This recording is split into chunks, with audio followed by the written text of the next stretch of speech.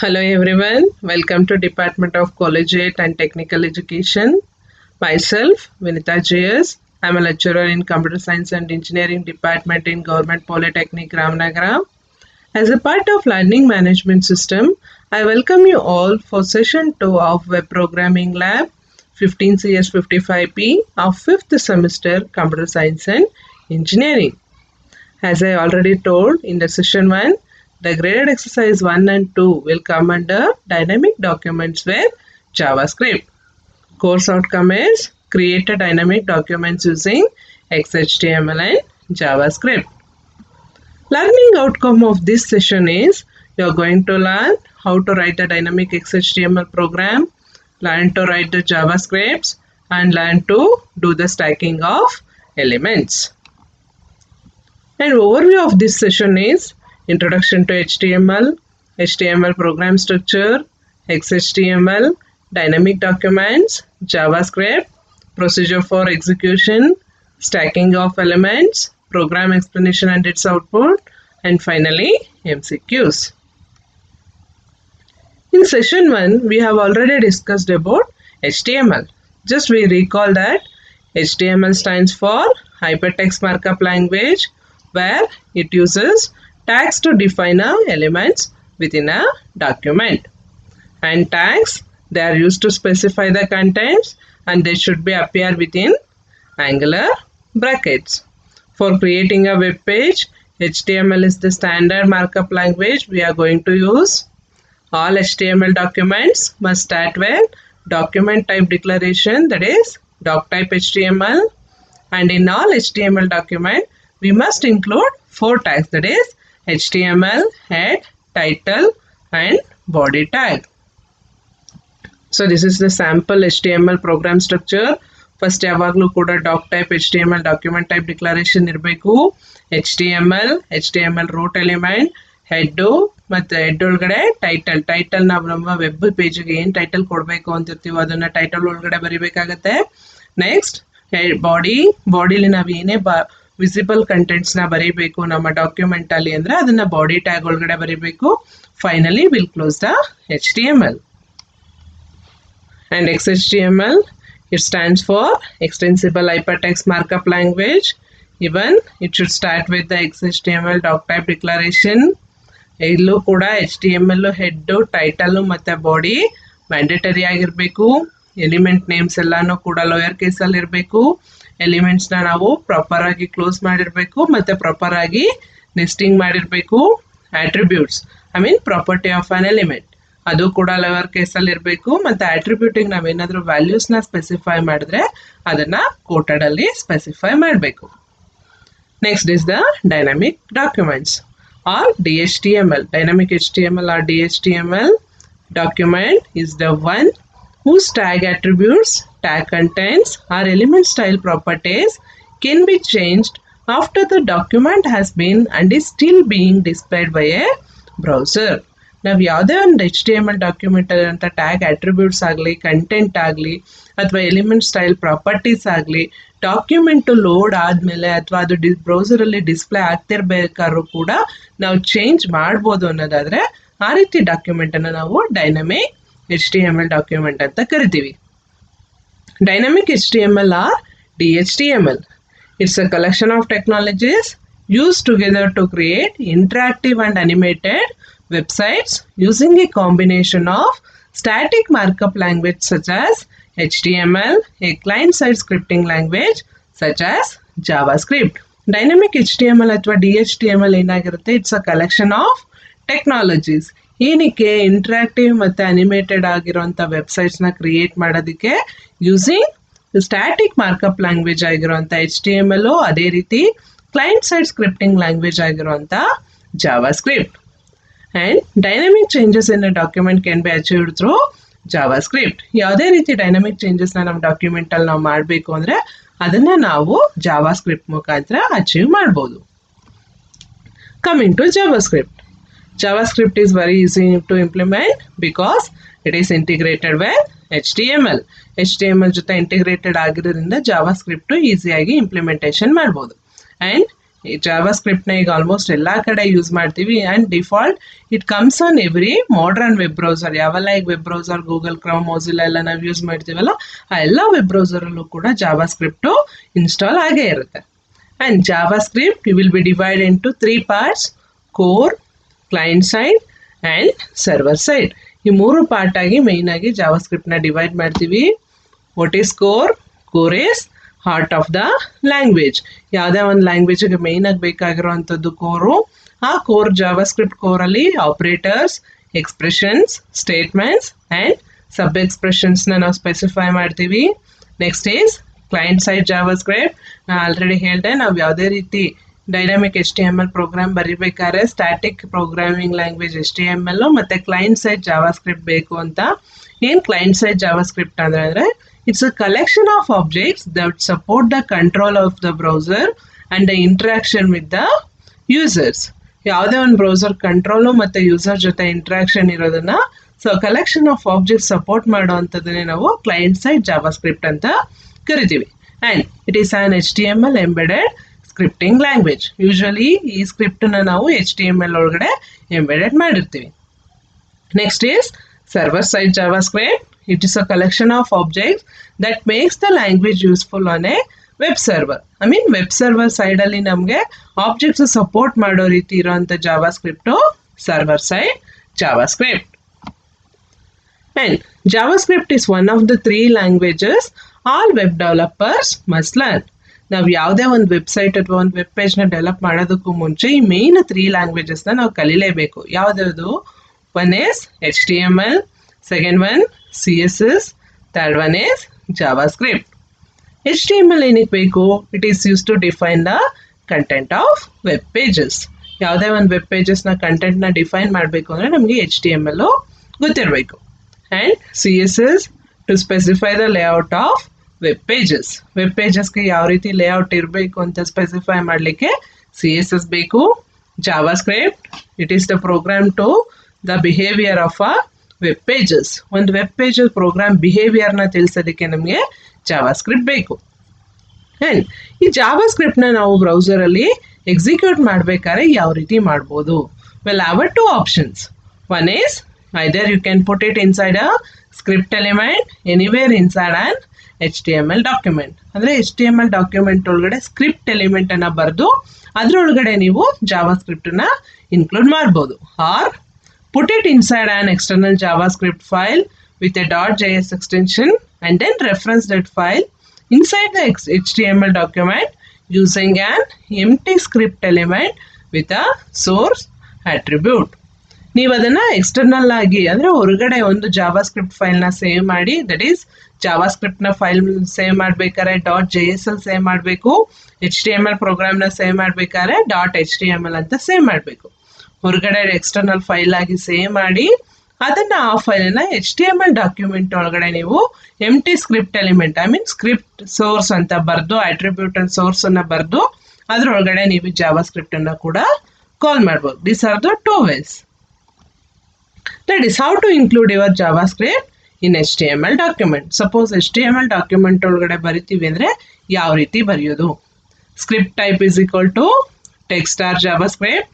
That is, I am just going to declare one variable x is equal to 3. You are going to display that alert value of x is plus x. You are appending the value of x. Close the script. ಈ ಸ್ಕ್ರಿಪ್ಟನ್ನು ನೀವು HTML document ಒಳಗಡೆ ಬರೆದು ಕೂಡ execute ಮಾಡ್ಬೋದು. ಇದು first option. Second option, you are linking to external JavaScript file. ಅಂದರೆ ಹೊರಗಡೆ ಬೇರೆ ಫೈಲ್ನ ಬರೆದು ಅದನ್ನು ನೀವು HTML ಅಲ್ಲಿ ಕೂಡ ಯೂಸ್ ಮಾಡ್ಬೋದು. In order to link an external JavaScript, add a source attribute to your script element. Script element ಜೊತೆಗೆ ನಮಗೆ source attribute ಇರಲೇಬೇಕು. ಇಲ್ಲಿ ನಾವು ಸ್ಕ್ರಿಪ್ಟ್ ಟೈಪನ್ನು ನಾವು ಬರೀತಿದ್ದೀವಿ ಅಂದರೆ ಸ್ಕ್ರಿಪ್ಟ್ ಇಲ್ಲಿರುತ್ತೆ. Script type is equal to text or JavaScript. SRC is the attribute. ಅದಕ್ಕೆ ನಾವು ಒಂದು ಫೈಲ್ ನೇಮ್ ಸಪೋಸ್ myscript.js ಅಂತ ಸೇವ್ ಮಾಡಿದರೆ ಆ ಪರ್ಟಿಕ್ಯುಲರ್ ಫೈಲನ್ನು ಇಲ್ಲಿ ಅಟ್ರಿಬ್ಯೂಟ್ಗೆ ಸ್ಪೆಸಿಫೈ ಮಾಡ್ಬೋದು. And finally you can close the script. Next, how to execute the program. In order to execute the programs HTML and JavaScript, you can do in both offline mode as well as in online mode. In the previous session, we know to execute the program in offline mode, we need any text editor, either Notepad or Notepad++. Here also the same procedure, open any Notepad or Notepad++. First save the file with filename.html. Since here we are writing two programs, ಒಂದು HTML program, ಇನ್ನೊಂದು JavaScript program ಬೇಕಾಗಿರೋದ್ರಿಂದ ನಮ್ಗೆ ಎರಡು file ಬೇಕಾಗುತ್ತೆ. ಒಂದು ಫೈಲನ್ನು suppose I will write it as program2.html and another file program2.javascript. Write the code for both the programs, HTML ಮತ್ತು JavaScript ಅಲ್ಲಿ. and to execute the program, ಬ್ರೌಸರ್ನ ಓಪನ್ ಮಾಡಿ ನೀವು program2.html ಫೈಲ್ ಎಲ್ಲಿ ಸೇವ್ ಮಾಡಿರ್ತೀರೋ ಆ ಪಾತನ್ನ ಕೊಟ್ಟು ಎಕ್ಸಿಕ್ಯೂಟ್ ಮಾಡ್ಬೋದು, ಅಥವಾ ಡೈರೆಕ್ಟ್ ಆಗಿ ನಾವು ಸೇವ್ ಮಾಡಿರೋ ಫೋಲ್ಡರಿಂದ program2.html ಅನ್ನ ಡಬಲ್ ಕ್ಲಿಕ್ ಮಾಡಿದ್ರು ಕೂಡ ಎಕ್ಸಿಕ್ಯೂಟ್ ಮಾಡ್ಬೋದು. And to execute a program in online mode, open the web browser, search for any online web code editor. ನಿಮ್ಗೆ online web code editor, different web code editors ಬರುತ್ತೆ. ಅದರಲ್ಲಿ ನಾನು JSFiddle code ಪ್ಲೇಗ್ರೌಂಡನ್ನು select ಮಾಡ್ಕೊಂಡಿದ್ದೀನಿ. ಅಲ್ಲೂ ಕೂಡ click ಆದಮೇಲೆ ನಿಮಗೆ JSFiddle code editor open ಆಗುತ್ತೆ. ಅಲ್ಲಿ ನೀವು HTML ಮತ್ತು ಜಾವಾಸ್ಕ್ರಿಪ್ಟ್ ಎರಡಕ್ಕೂ ಕೂಡ ಸಪ್ರೇಟ್ ಕೋಡನ್ನು ಬರೆದು HTML ಪ್ರೋಗ್ರಾಮ್ನ ರನ್ ಮಾಡಬೇಕು. Just let me see the simple program how to execute the HTML and JavaScript programs. So first thing, we'll go with the HTML file. Doc type HTML head title. Suppose title I'll give JavaScript example program. Close the title, close the head. So ಇದು first option. ಅಂದರೆ ನಾವು ಜಾವಾಸ್ಕ್ರಿಪ್ಟನ್ನು HTML program ಒಳಗಡೆ ಯಾವ ರೀತಿ execute ಮಾಡೋದು. For example here script type is equal to text or JavaScript. ಇದನ್ನು ನಾವು ಜಾವಾಸ್ಕ್ರಿಪ್ಟನ್ನು HTML program ಒಳಗಡೆ ಬರಿತಾ ಇದ್ದೀವಿ. ಇಲ್ಲಿ ನಾವು ಯಾವುದೇ ಒಂದು ವೇರಿಯೇಬಲ್ನ ಡಿಕ್ಲೇರ್ ಮಾಡಬೇಕಾದ್ರೆ VR ಅಂತ ಕೀವರ್ಡ್ನ ಯೂಸ್ ಮಾಡಬೇಕು. For example I am assigning some value to a variable x is equal to 5. ನೀವು ಅದನ್ನು ನೆಕ್ಸ್ಟ್ ಡಿಸ್ಪ್ಲೇ ಮಾಡಬೇಕು ಅಂದಾಗ ಅಲರ್ಟ್ ಮೆಸೇಜ್ ಥರ ಡಿಸ್ಪ್ಲೇ ಮಾಡ್ತೀರಾ. Go for alert, just the value of x is equals, just ಆ ವ್ಯಾಲ್ಯೂನ append ಮಾಡಬೇಕು ಅಂದಾಗ plus ಬರೆದು ಎಕ್ಸನ್ನು ಬರೀಬೇಕು.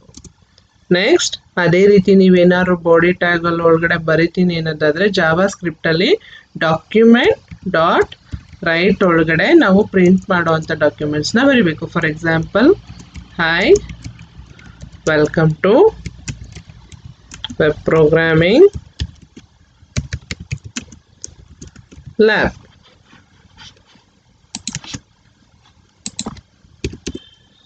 ನೆಕ್ಸ್ಟ್ ಇದಾದಮೇಲೆ close the script,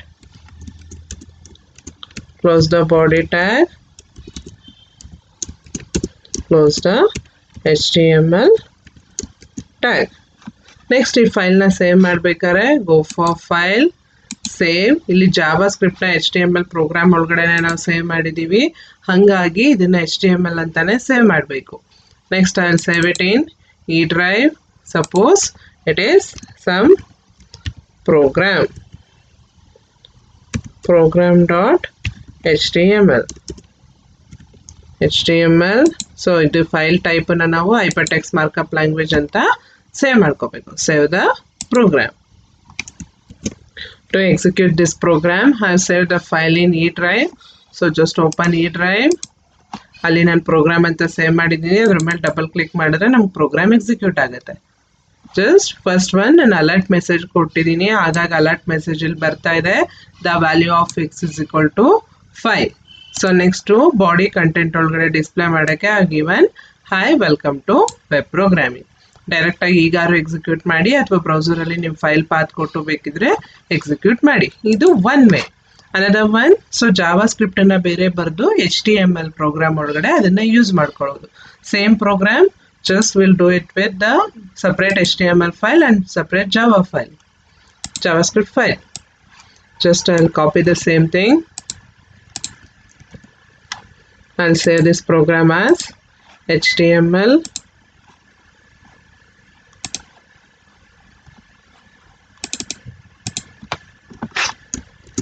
I'll save it as prgm.html.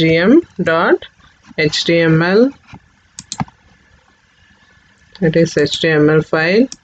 ಇಲ್ಲಿ ನಾವು ಜಾವಾ ಸ್ಕ್ರಿಪ್ಟನ್ನ ಹೊರಗಡೆಯಿಂದ ನಾವು ರೆಫರೆನ್ಸ್ ತಗೋತಾ ಇರೋದ್ರಿಂದ ಇದನ್ನ ನಾವು ಯೂಶಲಿ ಬರಿಬೇಕಾದ್ರೆ ಹೆಡ್ ಟ್ಯಾಗ್ ಒಳಗಡೆನೆ ಸ್ಕ್ರಿಪ್ಟ್ ಟೈಪ್ನ ಬರಿಬೇಕು. Script type is equal to text or JavaScript. ನಾವು ಹೇಳಿದ್ದೀನಿ ಇದ್ರ ಜೊತೆಗೆ SRC ಆಟ್ರಿಬ್ಯೂಟ್ ಸೋರ್ಸ್ನ ಯೂಸ್ ಮಾಡಬೇಕು. ಸಪೋಸ್ ನೀವು ಫೈಲ್ ನೇಮ್ ಏನು ಕೊಡ್ತೀರಾ ಅದನ್ನು ಇಲ್ಲಿ ಸ್ಪೆಸಿಫೈ ಮಾಡೋಣ. ನಾವಿನ್ನೂ ಫೈಲ್ ಯಾವ್ದು ಜಾವಾ ಸ್ಕ್ರಿಪ್ಟ್ ಎಲ್ಲಿ ಸೇವ್ ಮಾಡ್ತೀವಿ, ಏನು ಫೈಲ್ ನೇಮ್ ಕೊಟ್ಟಿಲ್ಲ, ಹಾಗಾಗಿ ನಾನು ಸದ್ಯಕ್ಕೆ ಬ್ಲ್ಯಾಂಕ್ ಬಿಟ್ಟಿರ್ತೀನಿ. ಸೇವ್ ಮಾಡಿದ ತಕ್ಷಣ ಇಮಿಡಿಯೇಟಾಗಿ SRCನ ನಾವು ಸ್ಪೆಸಿಫೈ ಮಾಡ್ತೀವಿ. ನೆಕ್ಸ್ಟು ಸ್ಕ್ರಿಪ್ಟನ್ನ ಅದರೊಳಗಡೆ ಹೆಡ್ ಟ್ಯಾಗ್ ಒಳಗಡೆನೆ ಬರೆದು ಕ್ಲೋಸ್ ಮಾಡಬೇಕಾಗತ್ತೆ. ಆಮೇಲೆ ನಾವು ಬೇಕಿದ್ರೆ ಬಾಡಿ ಟ್ಯಾಗನ್ನು ಬರೆದು ಅಲ್ಲಿ ನೀವು ಎಕ್ಸ್ಟ್ರಾ ಇನ್ನೇನಾದರೂ ಕಂಟೆಂಟ್ಸ್ನ ಸ್ಪೆಸಿಫೈ ಮಾಡ್ತೀವಿ ಅನ್ನೋದಾದರೆ we can write it. Suppose I right I am executing JavaScript program. So just ಇಲ್ಲಿ ನಾವು ರೆಫರೆನ್ಸ್ ತಗೋಬೇಕಾದ್ರೆ ಯಾವಾಗಲೂ ಕೂಡ ಸ್ಕ್ರಿಪ್ಟ್ ಟೈಪನ್ನು ಹೆಡ್ ಒಳಗಡೆನೆ ಬರೀಬೇಕು. Script type is equal to JavaScript SRC some file name. For example I give that as prgm.js. ಯಾಕೆಂದರೆ ಜಾವಾ ಸ್ಕ್ರಿಪ್ಟನ್ನು .js ಎಕ್ಸ್ಟೆನ್ಷನಲ್ಲೇ ಸೇವ್ ಮಾಡಬೇಕು. ನೆಕ್ಸ್ಟ್ ಅಲ್ಲಿ ಪ್ರೀವಿಯಸ್ಲಿ ಬರ್ದಂಗೆ variable x is equal to 5 alert message ಮತ್ತು ಅದರೊಳಗಡೆ ಬಾಡಿಯೋ ಕಂಟೆಂಟ್ ಒಳಗಡೆ ಡಿಸ್ಪ್ಲೇ ಮಾಡಲಿಕ್ಕೆ ವೆಲ್ಕಮ್ ಟು ವೆಬ್ ಪ್ರೋಗ್ರಾಮಿಂಗ್. ಜೊತೆಗೆ ಇಲ್ಲಿ ಬಾಡಿ ಒಳಗಡೆ ನಾನು ಎಕ್ಸ್ಟ್ರಾ ಇನ್ನೊಂದು ಬರ್ದಿನಿ, I am executing JavaScript program. ಇಲ್ಲಿ SRC ಬರ್ದಿರೋದ್ರಿಂದ ಈಗ ಸಪ್ರೇಟ್ ಇನ್ನೊಂದು ಫೈಲ್ ಬೇಕಾಗುತ್ತೆ ಜಾವಾ ಸ್ಕ್ರಿಪ್ಟ್ ಬರೆಯೋದಕ್ಕೆ. So just will go with it. ಇಲ್ಲಿ ನಾವು ಸ್ಕ್ರಿಪ್ಟ್ ಟೈಪು ಅದನ್ನು ತೊಗೊಂಡಿರೋದ್ರಿಂದ ಈ 3 ಲೈನನ್ನು ಇಲ್ಲಿ ನಾವು ಬರೆಯೋ ಆಗಿಲ್ಲ. ಬಿಕಾಸ್ ಇಲ್ಲಿ ನಾವು ರೆಫರೆನ್ಸ್ ಕೊಡ್ತಾ ಇದ್ದೀವಿ. ಈ ಪ್ರೋಗ್ರಾಮಲ್ಲಿ ಏನು ಇಲ್ಲೇ ಬರೆದಿದ್ದೀವಿ ಈ 3 ಲೈನ್ಸ್ನ I should write it in another new file. And ಈ ಫೈಲನ್ನ ನಾವು save as JavaScript file. ಇಲ್ಲಿ ಜಾವಾ ಸ್ಕ್ರಿಪ್ಟ್ .js ಎಕ್ಸ್ಟೆನ್ಷನ್ ಬರುತ್ತೆ. ನಾನಲ್ಲಿ ಜಾವಾ ಸ್ಕ್ರಿಪ್ಟ್ ಫೈಲ್ ಅದರ ರೆಫರೆನ್ಸ್ ಕೊಟ್ಟಿರೋದು prgm ಅಂತ ಕೊಟ್ಟಿದ್ದೀನಿ, prgm.js. So save this. ಇಲ್ಲಿ ನಾವು ರೆಫರೆನ್ಸ್ ಕೊಟ್ಟಿದ್ದೀವಲ್ವ prgm.js, ಆ್ಯಂಡ್ ಇದು ಎಲ್ಲಿ ಸೇವ್ ಆಗಿದೆ, ಈ ಡ್ರೈವಲ್ಲಿ ಸೇವ್ ಆಗಿದೆ. ಹಾಗಾಗಿ ನಾವಿಲ್ಲಿ ಜಸ್ಟ್ ಯು ಶುಡ್ ಗಿವ್ ಈ ಡ್ರೈವ್ prgm.js ಈ ರೀತಿ ಕೊಟ್ಟು ನಾವು ಅದನ್ನು ಸೇವ್ ಮಾಡಬೇಕು. ನೆಕ್ಸ್ಟ್ ಈ ಪ್ರೋಗ್ರಾಮ್ನ ರನ್ ಮಾಡಬೇಕಾದ್ರೆ ಈ ಡ್ರೈವಿಗೆ ಹೋಗಿ ನಾವು ಜಾವಾ ಸ್ಕ್ರಿಪ್ಟ್ ಪ್ರೋಗ್ರಾಮ್ನ ರನ್ ಮಾಡೋಗಿಲ್ಲ. Just we have to run HTML program prgm.html. So just ನಾನು HTML ಜಾವಾ ಸ್ಕ್ರಿಪ್ಟ್ ರೆಫರೆನ್ಸ್ ಕೊಟ್ಟಿದ್ದೀನಿ. ಜಾವಾ ಸ್ಕ್ರಿಪ್ಟಲ್ಲಿ ನಾವು ಫಸ್ಟ್ ಬರೆದಿರೋವಂಥದ್ದು ಅಲರ್ಟ್ ಮೆಸೇಜ್. ಅಲರ್ಟ್ ಮೆಸೇಜ್ ಇಲ್ಲಿ ಡಿಸ್ಪ್ಲೇ ಆಗ್ತಾ ಇದೆ. ನೆಕ್ಸ್ಟ್ ಓಕೆ ಕೊಟ್ಮೇಲೆ hi welcome to web programming lab ನಾನು ಜಾವಾ ಸ್ಕ್ರಿಪ್ಟಲ್ಲಿ ಬರೆದಿದ್ದೀನಿ. ಆ ಜಾವಾ ಸ್ಕ್ರಿಪ್ಟಲ್ಲಿ ಬರೆದಿರೋವಂಥದ್ದು ಇಲ್ಲಿ ಡಿಸ್ಪ್ಲೇ ಆಗ್ತಾ ಇದೆ. ಅದೇ ರೀತಿ ನಾವು HTML ಪ್ರೋಗ್ರಾಮ್ ಒಳಗಡೆನೂ ಕೂಡ hi I am executing JavaScript program ಅಂತ ಬರೆದಿದ್ದೀವಿ.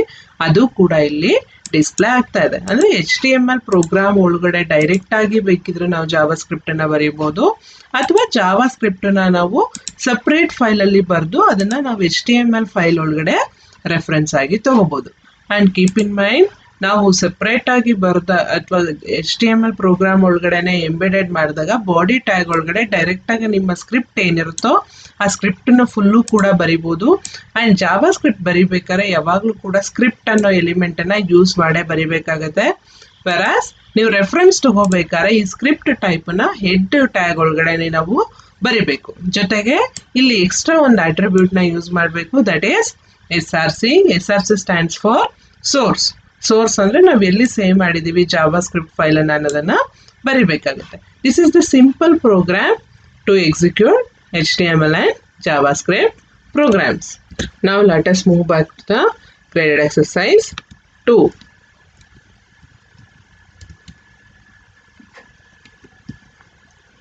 ಸೊ ಪ್ರೊಸೀಜರ್ ನಾವು ಆನ್ಲೈನ್ ಮೋಡ್ ಆಫ್ಲೈನ್ ಮೋಡಲ್ಲಿ ಯಾವ ರೀತಿ ಎಕ್ಸಿಕ್ಯೂಟ್ ಮಾಡೋದು ಗೊತ್ತಾಗಿದೆ. Next graded exercise 2. The document must contain 4 short paragraphs of text stacked on top of each other with only enough of each showing so that the mouse cursor can also be placed over some part of them. When the cursor is placed over the exposed part of any paragraph, it should rise to the top to become completely visible. ನಾವು ಈ graded exercises 2 ಅಲ್ಲಿ ಮಾಡಬೇಕಾಗಿರೋದು first ಒಂದು ಡಾಕ್ಯುಮೆಂಟ್ನ create ಮಾಡಬೇಕಿದ್ರೆ 4 short paragraph of text ಬೇಕು. ಯಾವ ರೀತಿ ಇರಬೇಕದು? Stacked on top of each other. Stacked ಅಂದರೆ ಯೂಶಲಿ ಒಂದು ಎಲಿಮೆಂಟ್ ಮೇಲೆ ಇನ್ನೊಂದು ಎಲಿಮೆಂಟನ್ನು ಪ್ಲೇಸ್ ಮಾಡೋ ರೀತಿ ಇರಬೇಕು. ಆ್ಯಂಡ್ ಆ ಪ್ಲೇಸ್ ಮಾಡಿದಾಗ ನಾವು ಯಾವ ರೀತಿ ಇರಬೇಕು? ಜಸ್ಟ್ ಒಂದು ಎಲಿಮೆಂಟ್ಗೂ ಇನ್ನೊಂದು ಎಲಿಮೆಂಟ್ಗೂ ಮಧ್ಯೆ ಸ್ವಲ್ಪ ಸ್ಪೇಸು ನಾವು ಮೌಸ್ ಕರ್ಸರ್ನ ಪ್ಲೇಸ್ ಮಾಡೋ ರೀತಿ ಸ್ಪೇಸ್ ಇರಬೇಕು. ಆ್ಯಂಡ್ ನಾವು ಯಾವಾಗ ಮೌಸ್ ಕರ್ಸರ್ ಪರ್ಟಿಕ್ಯುಲರ್ ಎಲಿಮೆಂಟ್ ಮೇಲೆ ಮೂವ್ ಮಾಡ್ತೀವಿ ಅಥವಾ ಪ್ಲೇಸ್ ಮಾಡ್ತೀವಿ ಆವಾಗ ಆ ಪ್ಯಾರಾಗ್ರಾಫ್ ಫುಲ್ಲು ಕೂಡ ನಮಗೆ ಕಂಪ್ಲೀಟಾಗಿ ಟಾಪಿಕ್ ಬಂದು ಕಂಪ್ಲೀಟಾಗಿ ವಿಸಿಬಲ್ ಆಗೋ ರೀತಿ ಇರಬೇಕು. This is the graded exercise 2. Before writing the code for graded exercise 2, just we have some introduction about the words what we are using in graded exercise 2. Here in this program we are using positioning property. What is positioning property? It is used to set or return the type of positioning method used for an element. ಯಾವುದೇ ಒಂದು ಎಲಿಮೆಂಟ್ಗೆ ಯಾವ ರೀತಿ position ಆಗಿರಬೇಕು ನಮ್ಮ ಡಾಕ್ಯುಮೆಂಟಲ್ಲಿ ಅಂತ ಹೇಳೋದಕ್ಕೆ positioning ಅನ್ನೋ ಒಂದು ಪ್ರಾಪರ್ಟಿನ ಯೂಸ್ ಮಾಡ್ತೀವಿ. ಆ್ಯಂಡ್ ಒಂದು ಎಲಿಮೆಂಟಿಗೆ ಪೊಸಿಷನ್ನ ಡಿಫೈನ್ ಮಾಡಬೇಕಾದ್ರೆ either you can define by using top, right, bottom and left property. ಈ ಪೊಸಿಷನಿಂಗ್ ಪ್ರಾಪರ್ಟಿಗೆ ಡಿಫೈನ್ ಮಾಡೋದಕ್ಕೆ ಮೇಯ್ನ್ 4 ಪ್ರಾಪರ್ಟೀಸ್ನ ನೀವು ಯೂಸ್ ಮಾಡ್ಕೋಬೋದು. ಆ್ಯಂಡ್ ಪೊಸಿಷನ್ಗೆ ನಾವು ಏನೇನು ವ್ಯಾಲ್ಯೂಸ್ ಕೊಡ್ಬೋದು ಅಂದರೆ mainly you can give 3 values. One is absolute, another one relative and the other one is static. What is absolute? Element with position absolute will be positioned with respect to its parent. So ಅಂದರೆ position absolute ಕೊಟ್ಟಾಗ ನಮ್ಮ browser window ಏನಿರುತ್ತೆ ಅದು ಸ್ಟಾರ್ಟಿಂಗಿನ ನೀವೇನು values ಕೊಡ್ತೀರೋ ಆ value ಸಿಗೋದು ಕರೆಕ್ಟಾಗಿ ಆ ಪರ್ಟಿಕ್ಯುಲರ್ ಪ್ಲೇಸಲ್ಲಿ ಪೊಸಿಷನ್ ಆಗುತ್ತೆ. whereas relative, an element with position relative is positioned relatively with the other elements which are sitting at top of it. ಯಾವುದೇ ಒಂದು ಎಲಿಮೆಂಟ್ ಪೊಸಿಷನ್ ನಾವು ರಿಲೇಟಿವ್ ಅಂತ ಕೊಟ್ಟಾಗ ಪ್ರೀವಿಯಸ್ ಅದರ ಬೇರೆ ಎಲಿಮೆಂಟ್ಸ್ ಯಾವ್ದಾದ್ರು ಡಾಕ್ಯುಮೆಂಟ್ಸಲ್ಲಿ ಇತ್ತು ಅಂದರೆ ಆ ಡಾಕ್ಯುಮೆಂಟ್ಸ್ಗೆ ನೆಕ್ಸ್ಟ್ ಇದು ಕಂಟಿನ್ಯೂ ಆಗುತ್ತೆ. ಅದರ ರಿಲೇಟಿವ್ ಆಗಿ ನಾವು ಕೊಡೋಂಥ ವ್ಯಾಲ್ಯೂಸು ಕಂಟಿನ್ಯೂ ಆಗುತ್ತೆ.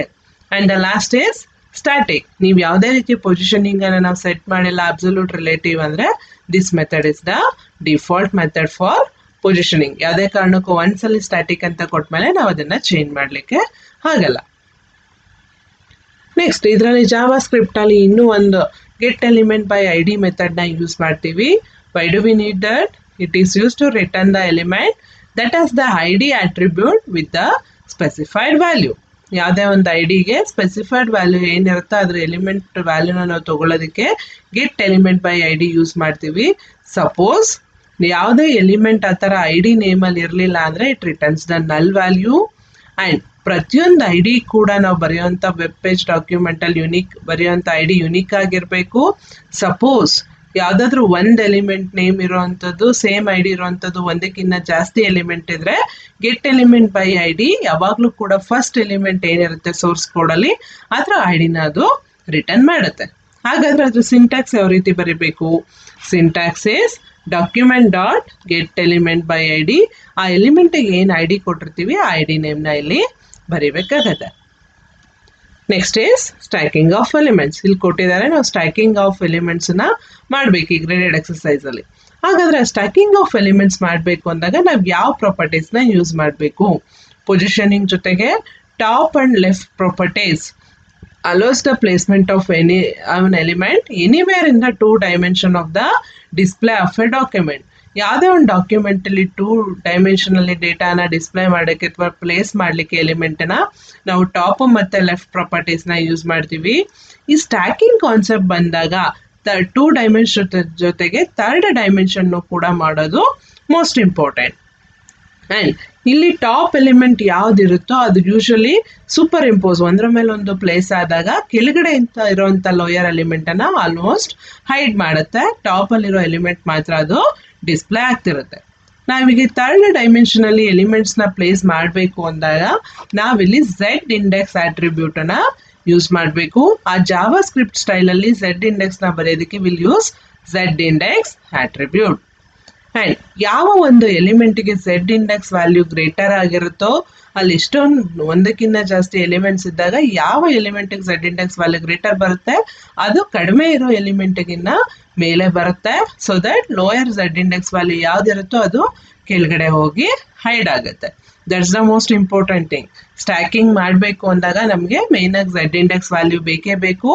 ಯಾವ ಒಂದು ಎಲಿಮೆಂಟಿಗೆ ನಾವು ಝೆಡ್ ಇಂಡೆಕ್ಸ್ ವ್ಯಾಲ್ಯೂ ಜಾಸ್ತಿ ಮಾಡ್ತೀವೋ ಅದು ಮೇಲೆ ಅಥವಾ ಟಾಪಲ್ಲಿ ಡಿಸ್ಪ್ಲೇ ಆಗುತ್ತೆ, ಯಾವುದು ಕಡಿಮೆ ಆಗುತ್ತೋ ಅದು ಲೋಯರಲ್ಲಿ ಹೋಗಿ ಹೈಡ್ ಆಗುತ್ತೆ.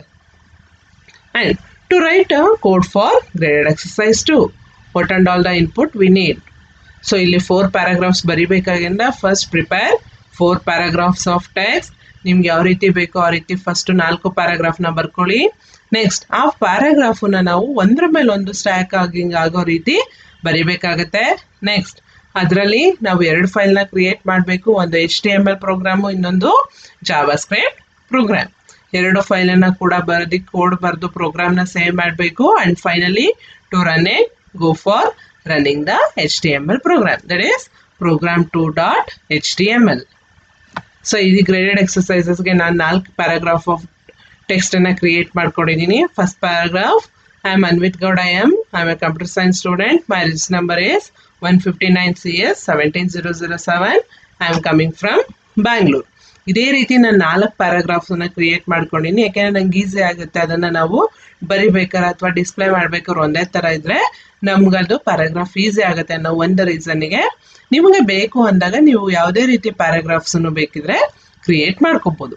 Second paragraph, I am Jitesh H, I am a computer science student. My register number is 143 CS 17024. I am coming from Mangalore. Third paragraph, I am Smruti S. I am a computer science student. My register number is 168 CS 17040. I am coming from Shimoga. And that paragraph 4 is, I am Vismaya B. I am a computer science student. My register number is 185 CS 17058. I am coming from Tumkur. ಇದಿಷ್ಟನ್ನು ಕೂಡ ನಾವು basic input ಆಗಿ code ಬರೆಯೋಕ್ಕೂ ಮುಂಚೆ ಪ್ಯಾರಾಗ್ರಾಫ್ಸ್ನೆಲ್ಲ ready ಮಾಡಿ ಇಟ್ಕೊಂಡಿರಬೇಕು. ಹಾಗಾದರೆ next ನಾವು ಕೋಡ್ನ ಯಾವ ರೀತಿ ಬರೆಯೋದು? Come let we see how to write a code for second graded exercise. So first we need a text editor. Here I am using Notepad++. Under that, open the new file. So starting, write the doc type declaration. Doc type. Then usually almost capital letters alle barire doc type HTML. Next, HTML head. ನಾವಿಲ್ಲಿ ಜಾವಾ ಸ್ಕ್ರಿಪ್ಟನ್ನು external ಆಗಿ ಬರೆದು reference ಮಾಡೋಣ. Okay, next I am giving title as dynamic stacking of paragraphs. Close the title. And before closing it, ನಾವಿಲ್ಲಿ ಜಾವಾ ಸ್ಕ್ರಿಪ್ಟನ್ನು reference ಮಾಡ್ತಿರೋದ್ರಿಂದ ಇಲ್ಲೇ ಸ್ಕ್ರಿಪ್ಟನ್ನು ಬರೀರಿ. Script type is equal to first is text star JavaScript. Next src, simply I'll give it as program2.js. Next ಆ ಫೈಲನ್ನು ಎಲ್ಲಿ ಸೇವ್ ಮಾಡ್ತೀವಿ ಅದಾದಮೇಲೆ ಆ ಫುಲ್ ಪಾತನ್ನು ನಾನು ಸ್ಪೆಸಿಫೈ ಮಾಡ್ತೀನಿ. Next close the script. Next ನಾವು ಸ್ಟೈಲ್ನ ಅಪ್ಲೈ ಮಾಡಬೇಕು. ಹಾಗಾಗಿ will go with style tag, style type is equal to text star CSS. Next ಇಲ್ಲಿ 4 ಪ್ಯಾರಾಗ್ರಾಫ್ನ ನಾವು ಕ್ರಿಯೇಟ್ ಮಾಡಬೇಕಾಗಿಲ್ಲ. ಪ್ರತಿಯೊಂದು ಪ್ಯಾರಾಗ್ರಾಫು ಕೂಡ ಒಂದೊಂದು ನೇಮ್ ಕೊಡಬೇಕು. Just I am going to give paragraph 1.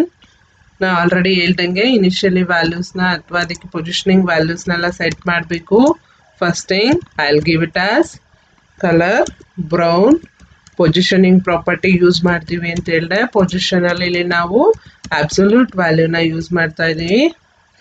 Next ಅದ್ರ ಜೊತೆಗೆ ಟಾಪ್ ಮತ್ತು ಲೆಫ್ಟ್ ವ್ಯಾಲ್ಯೂಸ್ನ ಕೊಡಬೇಕು. Top 90 pixels, left suppose I am going to give 150 pixels. ಅದ್ರ ಜೊತೆಗೆ ನಾವು ಇಲ್ಲಿ ಸ್ಟ್ಯಾಕಿಂಗ್ ಮಾಡಬೇಕಾಗಿರೋದ್ರಿಂದ ಝೆಡ್ ಇಂಡೆಕ್ಸನ್ನು ಕೂಡ ಸ್ಪೆಸಿಫೈ ಮಾಡಬೇಕು. Z index is equal to 0. ನಿಮಗೆ ಬ್ಯಾಕ್ಗ್ರೌಂಡ್ ಕಲರ್ ಬೇಕು ಆ ಪ್ಯಾರಾಗ್ರಾಫಿಗೆ ಏನಾದರೆ give it with the background C caps colour specify some colour. Here I am giving line. ಇದು ಒಂದು ಪ್ಯಾರಾಗ್ರಾಫಿಗೆ ಆಯಿತು. ಅದೇ ರೀತಿ ನಾವು ಇನ್ನೂ 3 ಪ್ಯಾರಾಗ್ರಾಫಿಗೆ ಬರೀಬೇಕು. ಸೆಕೆಂಡ್ ಥಿಂಗ್ ಇಸ್ PA2 ಅದನ್ನು ಡಾಟ್, ಯಾಕೆಂದರೆ ನೆಕ್ಸ್ಟ್ ಕ್ಲಾಸ್ ಥರ ನಾವು ಎಕ್ಸಸ್ ಮಾಡ್ತೀವಿ ಯಾವ ರೀತಿ ಪ್ರೋಗ್ರಾಮ್ 1 ಅಥವಾ ಗ್ರೇಡೆಡ್ ಎಕ್ಸಸೈಸಸ್ 1ನಲ್ಲಿ ಬರ್ದಿದ್ದೀವಲ್ಲ ಹೋಮ್ ಪ್ಯಾರಾಗ್ರಾಫಿಗೆ, ಅದೇ ರೀತಿ ಇಲ್ಲೂ ಕೂಡ ಡಾಟ್ ಹೋಮ್ ಬರ್ದಂಗೆ ಇಲ್ಲಿ ಡಾಟ್ PA1 PA2 ಬರೀಬೇಕು. Same thing I will write colour. Suppose I will give black. Position, so ಎಲ್ಲದಕ್ಕೂ ಪೊಸಿಷನ್ ಆಬ್ಸಲ್ಯೂಟಾಗಿ ಕೊಟ್ಕೊಳ್ಳಿ, ಏಕೆಂದರೆ ಅದು ಬ್ರೌಸರ್ ವಿಂಡೋ ಜೊತೆಗೆ ಏನು ವ್ಯಾಲ್ಯೂಸ್ ಕೊಡ್ತಾ ಹೋಗ್ತೀವಿ ಆ ವ್ಯಾಲ್ಯೂಸ್ನೇ ಅದು ಆ ವ್ಯಾಲ್ಯೂಸ್ ಪ್ರಕಾರ ಪ್ಲೇಸ್ ಆಗ್ತಾ ಹೋಗುತ್ತೆ element. Top 130 pixel, left 200 pixel, Z index equals 0, background colour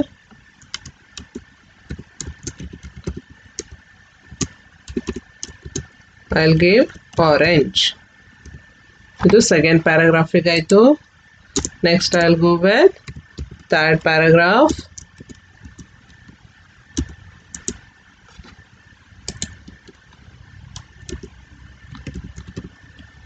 Color, here I'll give blue. Position absolute. Top 130 pixels, left 200 pixels, or else already 130 200 ಕೊಟ್ಟಿದ್ದೀವಿ. ಇಲ್ಲಿ ಸ್ವಲ್ಪ ಚೇಂಜ್ ಮಾಡೋಣ, ಇಲ್ಲಾಂದ್ರೆ ಎಲ್ಲ ಮರ್ಜ್ ಆಗಿಬಿಡುತ್ತೆ. 170, here I'll give it as 250 pixels.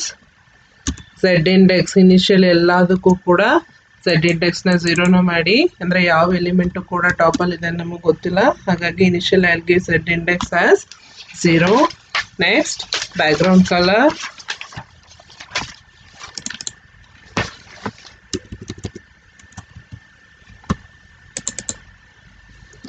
here I will give yellow.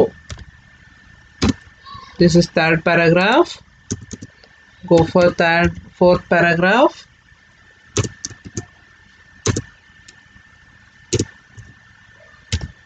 Again same thing, color, here I am going to give white. Position absolute. Top I'll give 210 pixels. PX stands for pixels. Left 300 pixels. Z index initially it's a 0. Again background color,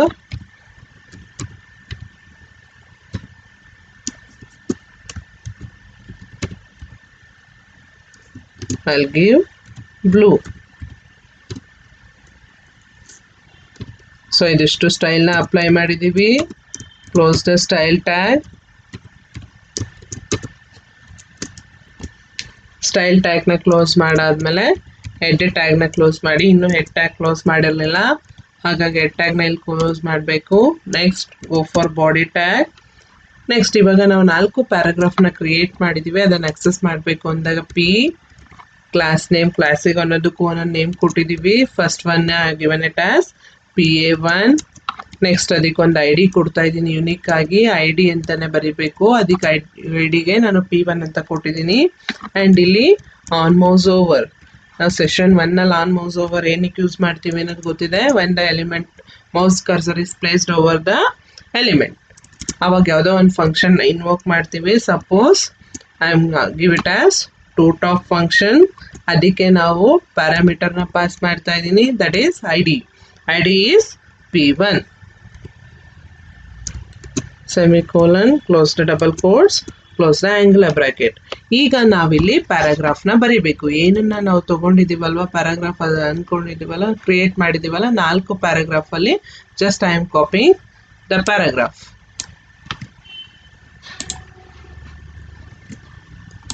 ನೀವು ಬೇಕಿದ್ರೆ ಒಂದೇ ಲೈನಲ್ಲೂ ಬರೆದ್ರೂ ಕೂಡ ಏನು ತೊಂದರೆ ಇಲ್ಲ. ಅದು ಪ್ಯಾರಾಗ್ರಾಫಲ್ಲಿ ಬೇಕಿದ್ರೆ ಇದಾಗುತ್ತೆ, ನಾಟ್ ಆನ್ ಇಶ್ಯೂ. ಬಟ್ ಅಲ್ಲಿ ನೀವು ನೆಕ್ಸ್ಟ್ ಲೈನಿಗೆ ಬರಬೇಕು ಅಂದಾಗ make use of the BR tag.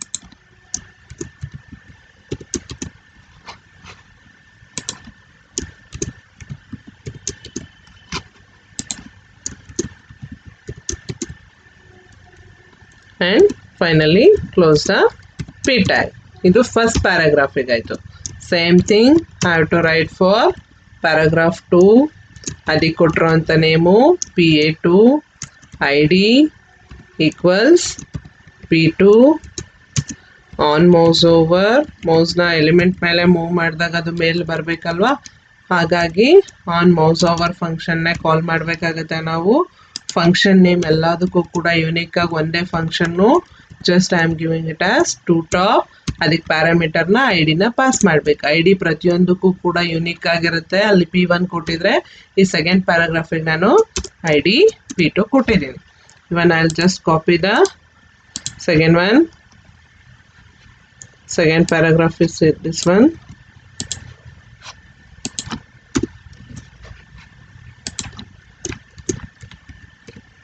ನಾನು ಜಸ್ಟ್ ಇಲ್ಲಿ BR ಟ್ಯಾಗ್ನ ಯೂಸ್ ಮಾಡ್ತೀನಿ ನೆಕ್ಸ್ಟ್ ಲೈನಿಗೆ ಹೋಗ್ಲಿಕ್ಕೆ.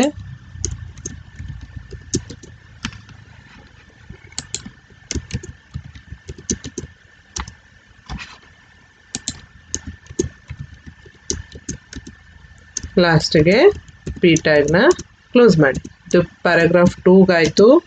ಅದೇ ರೀತಿ ಪ್ಯಾರಾಗ್ರಾಫ್ 3 PA3 ನೇಮ್ ಕೊಟ್ಟಿರೋದು ID I will give it as P3. On mouse over equals to top. To ಟಾಪಲ್ಲಿ ಟಾಪ್ಗೆ T ಕ್ಯಾಪ್ಸ್ ಮಾಡಿದ್ದೀನಿ ನಾನು. ನೀವು ಬೇಕಿದ್ರೆ ಸ್ಮಾಲ್ ಬೇಕಿದ್ರು ಮಾಡ್ಕೋಬೋದು, ಬಟ್ ಇಟ್ಸ್ ಕೇಸ್ ಸೆನ್ಸಿಟಿವ್ ಆಗಿರೋಣ. ನಾವು ಯಾವ ರೀತಿ ಫಂಕ್ಷನ್ ನೇಮ್ನ ಬರೆದಿರ್ತೀವಿ ನೆಕ್ಸ್ಟ್ ಜಾವಾ ಸ್ಕ್ರಿಪ್ಟಲ್ಲೂ ಅದೇ ರೀತಿ ಬರೀಬೇಕು. This is my third paragraph.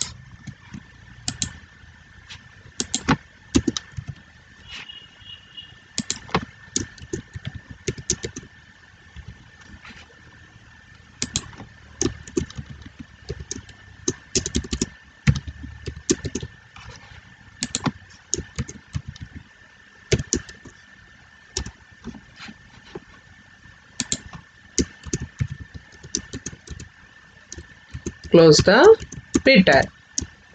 Next ಅದೇ ರೀತಿ P class is equal to PA4. Last ಪ್ಯಾರಾಗ್ರಾಫಿಗೂ ಕೂಡ ಬರೀಬೇಕು.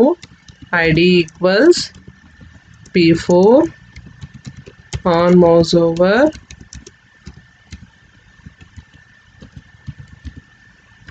Equals to top. ID name is P4.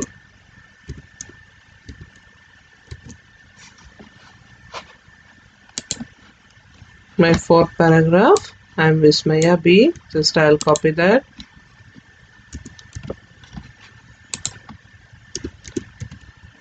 ಮಧ್ಯದಲ್ಲಿ ನೆಕ್ಸ್ಟ್ ಲೈನಿಗೆ ಹೋಗೋಕ್ಕೆ ಪ್ರತಿಯೊಂದು ಲೈನಿಗೂ ಕೂಡ ನಾವು BR ಟ್ಯಾಗನ್ನು ಯೂಸ್ ಮಾಡ್ತಾ ಇದ್ದೀವಿ. ನೀವು ಇಲ್ಲೇನೆ ಜಸ್ಟ್ ಒಂದು ಲೈನ್ ಆದಮೇಲೆ ಇನ್ನೊಂದು ಲೈನ್ ಬರೆದಿದ ತಕ್ಷಣ ಡಾಕ್ಯುಮೆಂಟಲ್ಲಿ ಅದೇನು ನೆಕ್ಸ್ಟ್ ಲೈನಿಗೆ ಹೋಗಿರಲ್ಲ. ಹಾಗಾಗಿ ನಮ್ಮ ಡಾಕ್ಯುಮೆಂಟ್ ಡಿಸ್ಪ್ಲೇಲಿ ಅದು ಒಂದಾದ್ಮೇಲೆ ಒಂದು ನೆಕ್ಸ್ಟ್ ಲೈನಲ್ಲಿ ಡಿಸ್ಪ್ಲೇ ಆಗಬೇಕು ಅಂದರೆ BR ಟ್ಯಾಗ್ನ ಯೂಸ್ ಮಾಡಲೇಬೇಕು. Next close the P tag. Finally ಎಲ್ಲ ಟ್ಯಾಗ್ಸು ಕ್ಲೋಸ್ ಆಯಿತು. 4 ಪ್ಯಾರಾಗ್ರಾಫಿಗೆ ಬರೆದಿದ್ದೀವಿ. Finally close body tag and close the HTML tag. ಈಗ ಈ ಫೈಲ್ನ ನಾನು ಇನ್ನೂ ಸೇವ್ ಮಾಡಿಲ್ಲ. ಈ ಫೈಲ್ನ ಸೇವ್ ಮಾಡಬೇಕು. ಇದು ನಾನು HTML ಪ್ರೋಗ್ರಾಮ್ ಬರೆದಿರೋದ್ರಿಂದ ಫೈಲ್ ಸೇವ್ ಏನಂತ ಸೇವ್ ಮಾಡಬೇಕಾಗುತ್ತೆ, HTML ಫೈಲ್ ಅಂತಲೇ ಸೇವ್ ಮಾಡಬೇಕು. ಜಸ್ಟ್ ನಾನು ಡೆಸ್ಕ್ಟಾಪಲ್ಲೇ ಸೇವ್ ಮಾಡ್ಕೊತೀನಿ. It is program 2.html. ಈ ಫೈಲ್ನ ಈ ರೀತಿ ನಾವು ಸೇವ್ ಮಾಡ್ಕೋಬೇಕು, program 2.html ಅಂತ. ಇದು ಒಂದು HTML ಬರೆದಿದ್ದೀವಿ. ಈಗ ಸೋರ್ಸು program 2.js ಜಾವಾ ಸ್ಕ್ರಿಪ್ಟನ್ನು ಬರೀಬೇಕು. Again go for new file. ಈಗ ಜಾವಾ ನಾನು ಹೊಸ ಫೈಲ್ನ ಓಪನ್ ಮಾಡ್ಕೊಂಡಿದ್ದೀನಿ. ಅಲ್ಲಿ ನನಗೆ ಆಕ್ಸೆಸ್ ಮಾಡ್ಕೋಬೇಕು ಡಿಫ್ರೆಂಟ್ ಐ ಡಿಸ್ನ ಏನೇನು ಕೊಟ್ಟಿದ್ದು. So first I will take variable value 1. Initially it is P1. I mean ನನ್ನ ಪ್ರಕಾರ ಈಗ ಪ್ಯಾರಾಗ್ರಾಫ್ 1 ಅದಕ್ಕೆ ಐ ಡಿ ಕೊಟ್ಟಿದ್ದೀವಲ್ವ P1 ಅಂತೇಳಿ. ನಮಗೆ ಸ್ಟ್ಯಾಕಿಂಗ್ ಆಫ್ ಇಮೇಜಸ್ ಅಥವಾ ಸ್ಟ್ಯಾಕಿಂಗ್ ಆಫ್ ಪ್ಯಾರಾಗ್ರಾಫ್ಸ್ ಅಂದಾಗ ಒಂದು ಎಲಿಮೆಂಟ್ ಮೇಲೆ ಇನ್ನೊಂದು ಎಲಿಮೆಂಟು ಡಿಸ್ಪ್ಲೇ ಆಗೋವಂಥದ್ದು ಅಥವಾ ಸೂಪರ್ ಇಂಪೋಸ್ ಆಗೋವಂಥದ್ದು. ಇನಿಷಿಯಲಿ ನನಗೆ ಯಾವ ಎಲಿಮೆಂಟು ಟಾಪಲ್ಲಿದೆ ಮೇಲಿದೆ ಅನ್ನೋದು ನನಗೆ ಗೊತ್ತಿರಲ್ಲ. ಹಾಗಾಗಿ just I will assume value 1 is equal to P1. Default ಆಗಿ ಪ್ಯಾರಾಗ್ರಾಫ್ 1 ಮೇಲಿದೆ ಅಂತ ಅಸ್ಯೂಮ್ ಮಾಡ್ಕೋತಾ ಇದ್ದೀನಿ. ಇಲ್ಲಿ ನಾವು ಪ್ಯಾರಾಗ್ರಾಫ್ ನೇಮ್ ಕೊಡೋ ಹಾಗಿಲ್ಲ, ಐ ಡಿ ಕೊಡಬೇಕು. That is variable value 1 is equal to P1. ನಾವಲ್ಲಿ ಫಂಕ್ಷನ್ ಬರೆದಿದ್ದೀವಿ. ಫಂಕ್ಷನಲ್ಲಿ ಡಿಫೈನ್ ಮಾಡೋದಕ್ಕೆ ಕೀವರ್ಡ್ ಫಂಕ್ಷನ್. ಫಂಕ್ಷನಿಗೆ ನೇಮು ಟು ಟಾಪ್ ಅಂತ ಕೊಟ್ಟಿದ್ದೀವಿ ಇಲ್ಲಿ. ಸಿಯರ್ ಫಂಕ್ಷನ್ ಟು ಟಾಪ್. ಅದಕ್ಕೆ ಐ ಡಿನ ಪಾಸ್ ಮಾಡ್ತಾ ಇದ್ದೀವಿ. ಆ ಐ ಡಿ ನೇಮನ್ನ ಇಲ್ಲಿ ಬಂದು ಆ ವೇರಿಯಬಲ್ ತಗೋಬೇಕು ಅಂದಾಗ just give another parameter name value 2. ಆ ಪ್ಯಾರಾಮೀಟರ್ ವ್ಯಾಲ್ಯೂ ಬಂದು ಇಲ್ಲಿ ಸೇವ್ ಆಗುತ್ತೆ ವ್ಯಾಲ್ಯೂ 2 ಅಲ್ಲಿ. ನೆಕ್ಸ್ಟು ಈಗ ನಾವು ಯಾವ ಪ್ಯಾರಾಗ್ರಾಫನ್ನ ಮೇಲೆ ವಿಸಿಬಲ್ ಆಗೋ ರೀತಿ ಮಾಡಬೇಕು ಅಂದರೆ ಝೆಡ್ ಇಂಡೆಕ್ಸ್ನ ನಾವು ಯೂಸ್ ಮಾಡಬೇಕಾಗತ್ತೆ. ಹಾಗಾಗಿ ಈಗ 2 ಪ್ಯಾರಾಗ್ರಾಫ್ಸ್ ನನಗೆ ಸಿಕ್ಕಿದೆ. ಒಂದು ಇನಿಷಿಯಲಿ ನಾವು ಅಸ್ಯೂಮ್ ಮಾಡ್ಕೊಂಡಿದ್ದೀವಿ ಫಸ್ಟ್ ಪ್ಯಾರಾಗ್ರಾಫು ನಮ್ಗೆ ಟಾಪಲ್ಲಿ ಡಿಸ್ಪ್ಲೇ ಆಗ್ತಿದೆ ಅಂತ. ಈ ಫಂಕ್ಷನ್ ಕಾಲ್ ಮಾಡಿದಾಗ ನಮಗೆ ಯಾವ ಪ್ಯಾರಾಗ್ರಾಫು ಟಾಪಲ್ಲಿ ಡಿಸ್ಪ್ಲೇ ಆಗಬೇಕೋ ಅದ್ರ ಐ ಡಿ ಬರುತ್ತೆ ಇಲ್ಲಿ. ಹಾಗಾಗಿ ಅದನ್ನ ಇಲ್ಲಿ ಜಸ್ಟ್ ಸೇವ್ ಮಾಡ್ಕೊಳ್ಳೋದಕ್ಕೆ ಐ ವಿಲ್ ಟೇಕ್ ಟಾಪಲ್ಲಿ ಯಾವುದಿದೆ. ಈಗ ಟಾಪಲ್ಲಿ ಯಾವುದಿದೆ I have assume value 1 is equal to P1. First paragraph ಇದೆ. ಅದರನ್ನ ಆಕ್ಸೆಸ್ ಮಾಡ್ಕೋಬೇಕು ಅಂದರೆ ನಾನು ಆಲ್ರೆಡಿ ಹೇಳ್ದಂಗೆ ಐ ಡಿನ ನಾವು ಆಕ್ಸೆಸ್ ಮಾಡಬೇಕು ಜಾವಾ ಸ್ಕ್ರಿಪ್ಟಿಗೆ HTML ಇಂದ ಅನ್ನೋದಾದರೆ just I should use the function document dot get element by I D. ಒಂದೇ ವರ್ಡ್ ಇದು, get element by I D. E caps ಇರಬೇಕು, ಬಿ ಕ್ಯಾಪಿಟಲ್ ಇರಬೇಕು, ಹೈ ಕ್ಯಾಪಿಟಲ್ ಇರಬೇಕು. ನೆಕ್ಸ್ಟು ಇನಿಷಿಯಲಿ ಯಾವುದಿದೆ ಇದು P1. P1 ಯಾವ ವೇರಿಯಬಲಲ್ಲಿ ಸೇವ್ ಮಾಡಿದ್ದೀವಿ ವ್ಯಾಲ್ಯೂ 1. ಅದಕ್ಕೇನೋ ಒಂದು ಸ್ಟೈಲ್ ಅಪ್ಲೈ ಮಾಡಿರ್ತೀವಿ, ಆ ಸ್ಟೈಲನ್ನು ನಾವು ಆಕ್ಸೆಸ್ ಮಾಡೋವಂಥದ್ದು. Document dot get element by I D value 1 dot style. ಈಗ ಅದು ಇನಿಷಿಯಲ್ ಇರೋ ಅಂಥದ್ದು ಅಂತ ಅಸ್ಯೂಮ್ ಮಾಡ್ಕೊಂಡಿದ್ದೀವಿ. ಹೊಸದು ಯಾವುದನ್ನ ನಾವು ಮೇಲ್ ತರಬೇಕೋ ಅದ್ರ ವ್ಯಾಲ್ಯೂ 2 ಅಲ್ಲಿದೆ. ಅದನ್ನು ನಾನಿಲ್ಲಿ ಆ taken it as D new.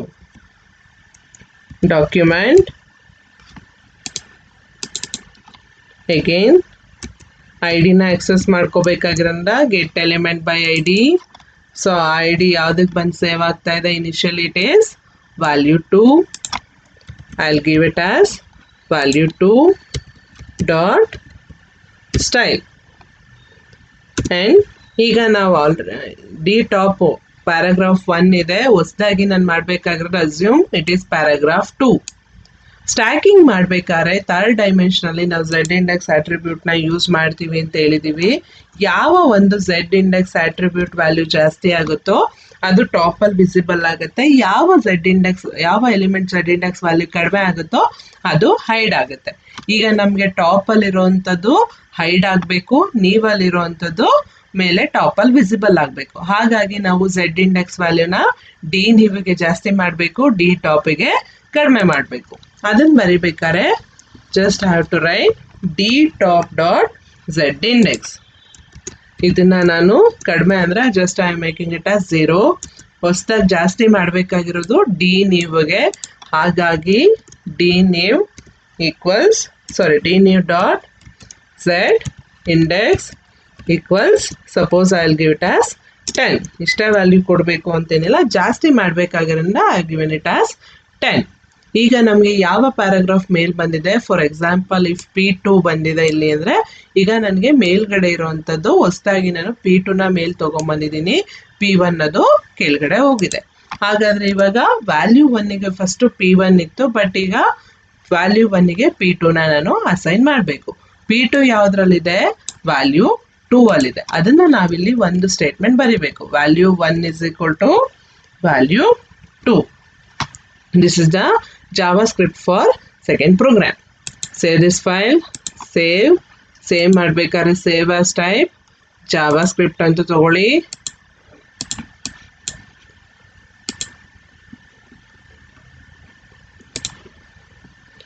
Program name ನಾನು program2.js ಅಂತ ಕೊಟ್ಟಿದ್ದೀನಿ. ಅದನ್ನೆಲ್ಲಿ ನಾವು ಯೂಶಲಿ ಡೆಸ್ಕ್ಟಾಪಲ್ಲಿ ಸೇವ್ ಮಾಡ್ಕೋತಾ ಇದ್ದೀವಿ. ಈಗ ಅದರ ಪಾತು ಇದಾಗಿದೆ, C users HP note desktop program2.js. ಅದಷ್ಟನ್ನು ಕೂಡ ನಾನು ಸ್ಪೆಸಿಫೈ ಮಾಡಬೇಕಿಲ್ಲಿ ಸೋರ್ಸ್ಗೆ. C users HP desktop program2.js. ನಾವು ಯಾವ ಪಾತಲ್ಲಿ ಸೇವ್ ಮಾಡಿರ್ತೀವೋ ಆ ಪಾತನ್ನು ಫುಲ್ಲು ಸೋರ್ಸ್ ಅಟ್ರಿಬ್ಯೂಟಲ್ಲಿ ಸ್ಪೆಸಿಫೈ ಮಾಡಬೇಕು. ಏಗೇನ್ program2.js ಅಲ್ಲಿ ಇದು ನಾವು ಅಸ್ಯೂಮ್ ಮಾಡ್ಕೊಂಡಿರೋವಂಥ ವ್ಯಾಲ್ಯೂ ಅದೇ ID ಮೇಲಿದೆ ಅಂತಲ್ಲ. ಇನಿಷಿಯಲಿ ನಮಗೆ ಪ್ಯಾರಾಗ್ರಾಫ್ 1 ಟಾಪಲ್ಲಿ ವಿಸಿಬಲ್ ಆಗ್ತಾ ಇದೆ ಅಂತ ಅಸ್ಯೂಮ್ ಮಾಡಿಕೊಂಡು ಅದರ ಐಡಿನ ವ್ಯಾಲ್ಯೂ 1 ತೋರಿಸಿದ್ದೀವಿ. ನೆಕ್ಸ್ಟ್ ವ್ಯಾಲ್ಯೂ 2 ಅಲ್ಲಿ ಕೊಡ್ತಾ ಇರೋದು, ನೀವು ಇಲ್ಲಿ ಫಂಕ್ಷನ್ನ ಕಾಲ್ ಮಾಡಿದಾಗ ಯಾವುದ್ರ ID ಪಾಸ್ ಮಾಡ್ತಿರೋ ಅದು ID ಬಂದು ಇಲ್ಲಿ ಸೇವ್ ಆಗುತ್ತೆ. ಫಾರ್ ಎಕ್ಸಾಂಪಲ್ ನಾನು P2 ಅಂತ ಅಸ್ಯೂಮ್ ಮಾಡ್ಕೊಂಡಿದ್ದೀನಿ. This is P2. ಅದ್ರ ವ್ಯಾಲ್ಯೂಸ್ ಏನು ಸ್ಟೈಲ್ಸ್ ಕೊಟ್ಟಿದ್ದೀವಿ ಅದನ್ನು ಆಕ್ಸೆಸ್ ಮಾಡ್ಬೇಕಾದ್ರೆ document.getElementByIdನೇ ಯೂಸ್ ಮಾಡಬೇಕು. ವ್ಯಾಲ್ಯೂ 1 ಮತ್ತು ವ್ಯಾಲ್ಯೂ 2 ಏನೇನು ಕೊಟ್ಟಿದ್ದೀರೋ ಅದನ್ನು ಆಕ್ಸೆಸ್ ಮಾಡಿ ಒಂದು ವೇರಿಯಬಲಲ್ಲಿ ಸೇವ್ ಮಾಡಿದ್ದೀವಿ, that is dtop and dnew. And ಇವಾಗ dtopಲ್ಲಿ ಅಂದರೆ ಪ್ಯಾರಾಗ್ರಾಫ್ 1 ಇತ್ತು, ಈಗ dnewಲ್ಲಿ ಪ್ಯಾರಾಗ್ರಾಫ್ 2 ಇದೆ ಅಂತ ಅಸ್ಯೂಮ್ ಮಾಡ್ಕೊಳ್ಳಿ. ನಮಗೆ ಗೊತ್ತಿದೆ ಸ್ಟ್ಯಾಕಿಂಗ್ ಆಫ್ ಎಲಿಮೆಂಟಲ್ಲಿ Z ಇಂಡೆಕ್ಸ್ ವ್ಯಾಲ್ಯೂ ಯಾವುದು ಕಡಿಮೆ ಇರುತ್ತೋ ಅದು ಲೋಯರ್ ಆಗಿ ಹೈಡ್ ಆಗುತ್ತೆ, ವರಾಸ್ ಯಾವ್ದ್ರ Z ಇಂಡೆಕ್ಸ್ ವ್ಯಾಲ್ಯೂ ಜಾಸ್ತಿ ಇರುತ್ತೋ ಅದು ಟಾಪಲ್ಲಿ ಬಂದು ವಿಸಿಬಲ್ ಆಗುತ್ತೆ. ನಾನು ಇವಾಗ dtop.z ಇಂಡೆಕ್ಸ್ನ ಕಡಿಮೆ ಮಾಡಬೇಕು, ಯಾಕೆಂದರೆ ಅದು ಆಲ್ರೆಡಿ ಟಾಪಲ್ಲಿ ಇತ್ತು, ಈಗ ಅದು ಹೈಡ್ ಆಗಬೇಕು. ಅದಕ್ಕೆ Z ಇಂಡೆಕ್ಸ್ ವ್ಯಾಲ್ಯೂ ಕಡಿಮೆ ಮಾಡಿದ್ದೀನಿ.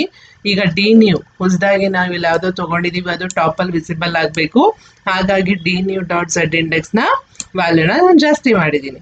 ನೆಕ್ಸ್ಟು ಈಗ ಜಾಸ್ತಿ ಆದಮೇಲೆ ನಮ್ಗೆ ಟಾಪಲ್ಲಿ ವಿಸಿಬಲ್ ಆಗ್ತಿರೋದು ಈ ಎಲಿಮೆಂಟ್ ಯಾವುದ್ರಲ್ಲಿದೆ ಅಂದರೆ ವ್ಯಾಲ್ಯೂ 2. ಹಾಗಾಗಿ ವ್ಯಾಲ್ಯೂ 1 ನಾವು ಚೇಂಜ್ ಮಾಡಬೇಕಾಗುತ್ತೆ P1 ಇಂದ ವ್ಯಾಲ್ಯೂ 2ಗೆ. ಹಾಗಾಗಿ value 1 is equal to value 2 ಅಂತ ಬರೀಬೇಕು. This is the code for HTML as well as JavaScript. ಈಗ ಈ ಪ್ರೋಗ್ರಾಮ್ನ ಯಾವ ರೀತಿ ಎಕ್ಸಿಕ್ಯೂಟ್ ಮಾಡಬೇಕು? As I already shed, HTML JavaScript ಎರಡೂ ಬರೆದಿದ್ರು ಕೂಡ ನಾವು ಪ್ರೋಗ್ರಾಮ್ನ ಎಕ್ಸಿಕ್ಯೂಟ್ ಮಾಡಬೇಕಾದ್ರೆ HTML ಪ್ರೋಗ್ರಾಮ್ನೇ ರನ್ ಮಾಡಬೇಕು. ಇಲ್ಲಿ program2.html ಇದೆ. ಸೊ ನೀವು ಇನಿಷಿಯಲಿ ಈ ರೀತಿ ರನ್ ಮಾಡಿದಾಗ ಪ್ರತಿಯೊಂದು ಕೂಡ ಸ್ಟ್ಯಾಕಿಂಗ್ ಆಫ್ ಎಲಿಮೆಂಟ್ ಲೆಫ್ಟು ಮತ್ತು ಟಾಪನ್ನು ನಾವು ಕೊಟ್ಟಿದ್ದೀವಲ್ವ, ಹಾಗಾಗಿ ಲೆಫ್ಟು ಟಾಪು ಬೇಸಿಸ್ ಮೇಲೆ, ಲೆಫ್ಟ್ ಅಂದರೆ ಈ ಕಡೆ ಬ್ರೌಸರ್ ವಿಂಡೋ ಅಂದರೆ ಈ ಕಡೆ ಲೆಫ್ಟ್ ಎಷ್ಟು ವ್ಯಾಲ್ಯೂ ಕೊಟ್ಟಿದ್ದೀರಾ, ಟಾಪ್ ವೆಸ್ಟ್ ವ್ಯಾಲ್ಯೂ ಕೊಟ್ಟಿದ್ದೀರಾ, ಅದರ ಬೇಸಿಸ್ ಮೇಲೆ ನಮಗೆ ಜಸ್ಟ್ ಈ ಪ್ಯಾರಾಗ್ರಾಫ್ಸು ಅಸೈನ್ ಆಗಿದೆ. ಈಗ ಇನಿಷಿಯಲಿ ನೋಡಿ ಒಂದು ಪ್ಯಾರಾಗ್ರಾಫ್ ಇನ್ನೊಂದು ಪ್ಯಾರಾಗ್ರಾಫ್ ಮೇಲೆ ಸೂಪರ್ ಇಂಪೋಸ್ ಆಗಿದೆ. ಈಗ first I am Anvith Gowda, I am a computer science student, my register ಅದಷ್ಟೇ ಕಾಣ್ತಾ ಇದೆ, ಫುಲ್ಲು ಕಾಣಿಸ್ತಲ್ಲ. ಅದೇ ರೀತಿ ಐ ಆಮ್ ಜಿತೇಶ್, ಆ ಪ್ಯಾರಾಗ್ರಾಫಲ್ಲೂ ಅದೇ ರೀತಿ ಆಗಿದೆ. ಇವನ್ ಐ ಆಮ್ ಸ್ಮೃತಿ, ಅದನ್ನು ಹಾಗೆ ಆಗಿದೆ. Just I am Vismaya B, ಯಾಕೆಂದರೆ ಲಾಸ್ಟ್ ಪ್ಯಾರಾಗ್ರಾಫ್ ಆಗಿದ್ರೆ ಅದೊಂದು ಮಾತ್ರ ಕಂಪ್ಲೀಟ್ ಆಗಿ ವಿಸಿಬಲ್ ಆಗಿದೆ. ಬಟ್ ಇಲ್ಲಿ ನಾವು ಮಧ್ಯದಲ್ಲಿ ಸ್ಪೇಸ್ ಕೂಡ ಕೊಟ್ಟಿದ್ದೀವಿ ಮೌಸ್ ಕರ್ಸರ್ನ ಪ್ಲೇಸ್ ಮಾಡೋ ರೀತಿ. ಈಗ ನಾನು ಯಾವಾಗ ಯಾವುದೇ ಒಂದು ಪ್ಯಾರಾಗ್ರಾಫಲ್ಲಿ ಮೌಸ್ ಕರ್ಸರ್ನ ಪ್ಲೇಸ್ ಮಾಡಿದಾಗ ಆ ಪ್ಯಾರಾಗ್ರಾಫು ನನಗೆ ಫುಲ್ಲು ವಿಸಿಬಲ್ ಆಗಬೇಕು. ಸೊ ಜಸ್ಟ್ ಸಿ, ನಾನೀಗ ಅನ್ವಿತ್ ಗೌಡ ಮೇಲೆ ಪ್ಯಾರಾಗ್ರಾಫ್ ಮೇಲೆ ಮೂವ್ ಮಾಡಿದ ತಕ್ಷಣ ಮೌಸ್ ಕರ್ಸರು ನನಗೆ ಅದಷ್ಟು ಡೇಟಾ ಕೂಡ ಕಂಪ್ಲೀಟಾಗಿ ವಿಸಿಬಲ್ ಆಗ್ತಾ ಇದೆ. ಅದೇ ರೀತಿ ಈಗ ಇಲ್ಲಿ ಉಲ್ಟಿದ ಹಿಂದೆಗಡೆ ಸೆಕೆಂಡ್ ಪ್ಯಾರಾಗ್ರಾಫ್ ಹೈಡ್ ಆಯಿತು full, just my register number ಅಷ್ಟೇ ಕಾಣ್ತಾ ಇದೆ. ನಾನೀಗ ಕರ್ಸರ್ನ ತೊಗೊಂಬಂದು ಇಲ್ಲಿ ಇಟ್ಟಿದ ತಕ್ಷಣ ಆ ಪ್ಯಾರಾಗ್ರಾಫು ನನಗೆ ಫುಲ್ ವಿಸಿಬಲ್ ಆಗ್ತಾ ಇದೆ. ಈಗ ಥರ್ಡ್ ಪ್ಯಾರಾಗ್ರಾಫ್ ನನಗೆ ಹೈಡ್ ಆಯಿತು, ಎಗೇನ್ ಅಲ್ಲಿಗೆ ತೊಗೊಂಬಂದು ಕೊಟ್ಟಾಗ ನನಗೆ ಥರ್ಡ್ ಪ್ಯಾರಾಗ್ರಾಫು ಕಂಪ್ಲೀಟ್ಲಿ ವಿಸಿಬಲ್. ಈಗ ಫೋರ್ತ್ ಪ್ಯಾರಾಗ್ರಾಫ್ ಫುಲ್ ವಿಸಿಬಲ್ ಇಲ್ಲ, ಎಗೇನ್ ಅದರ ಮೇಲೆ ಪ್ಲೇಸ್ ಮಾಡಿದ್ರೆ ನನ್ನದು ಫೋರ್ತ್ ಪ್ಯಾರಾಗ್ರಾಫು ವಿಸಿಬಲ್ ಆಗುತ್ತೆ. ಈ ರೀತಿ ನಾವು ಸ್ಟ್ಯಾಕಿಂಗ್ ಆಫ್ ಎಲಿಮೆಂಟ್ಸ್ನ ಮಾಡಬೇಕು. ಆ್ಯಂಡ್ ಈ ಪ್ರೋಗ್ರಾಮ್ ಮಾಡಬೇಕಾದ್ರೆ ನಾವು ಟಾಪು ಮತ್ತು ಲೆಫ್ಟ್ ವ್ಯಾಲ್ಯೂಸ್ನ ಕರೆಕ್ಟಾಗಿ ಕೊಡೋದು ಕೂಡ ಮೋಸ್ಟ್ ಇಂಪಾರ್ಟೆಂಟ್. ನಾವಿಲ್ಲಿ ತುಂಬ ವೇರಿಯೇಷನ್ಸ್ ಮಾಡಿದ್ರೆ ನಮಗಿಲ್ಲಿ ಸ್ಟ್ಯಾಕಿಂಗ್ ಕೂಡ ಕರೆಕ್ಟಾಗಿ ಕೂರಲ್ಲ. ಫಾರ್ ಎಕ್ಸಾಂಪಲ್ ಚೇಂಜ್ 130 ಬದಲು ಸಪೋಸ್ 180 ಕೊಡ್ತೀನಿ ಅಂತ ಅಸ್ಯೂಮ್ ಮಾಡ್ಕೊಳ್ಳಿ. ಜಸ್ಟ್ ವಿಲ್ ಸಿ, ನೋಡಿ ಅಲ್ಲಿ ಸ್ಟ್ಯಾಕಿಂಗು ನಮ್ಗೆ ಕರೆಕ್ಟಾಗಿ ಕೂತಿಲ್ಲ, ಇಲ್ಲಿಂದ ಬೇರೆ ಇನ್ನೆಲ್ಲೋ ಇದೆ. ಅದೇ ರೀತಿ ಇನ್ನೊಂದು ಯಾವುದಕ್ಕೋ ಲೆಫ್ಟ್ ವ್ಯಾಲ್ಯೂ 250 ಬದಲು 350 ಮಾಡಿದಾಗ ಏನಾಗುತ್ತೆ, ಇನ್ನೆಲ್ಲೋ ಇದೊಂದು ಕಡೆ ಕೂತಿದೆ. ನೆಕ್ಸ್ಟ್ ಪ್ಯಾರಾಗ್ರಾಫ್ 4ಗೆ left suppose I'll make 500 pixels. Just see. So ನಾವು ಈ ರೀತಿ ಸ್ಟ್ಯಾಕಿಂಗ್ ಕೊಟ್ಟರೂ ಕೂಡ ಪ್ಯಾರಾಗ್ರಾಫ್ಸು ಕಂಪ್ಲೀಟ್ ಆಗಲ್ದಿದ್ರು ಅಟ್ಲೀಸ್ಟ್ ಸ್ವಲ್ಪ ರಿಸೆಂಬಲೆನ್ಸ್ ಆಗಿ ಒಂದಕ್ಕೊಂದು ಸೂಪರ್ ಇಂಪೋಸ್ ಆಗೋ ರೀತಿ ಮಾಡೋದು ಮೋಸ್ಟ್ ಇಂಪಾರ್ಟೆಂಟ್. ಸಿ ನನಗೆ 700 ಕೊಟ್ಟಿದ ತಕ್ಷಣ ಇದು ಇದ್ರ ಜೊತೆ ಪ್ಲೇಸೇ ಆಗಿಲ್ಲ, ಇದೇ ಸಪ್ರೇಟ್ ಇದೆ. ಈಗ ಸಪೋಸ್ ಇದಕ್ಕೆ ಇನ್ನೊಂದು ಚೇಂಜ್ ಮಾಡ್ತೀನಿ, 350 ಬದಲು I'll give 650.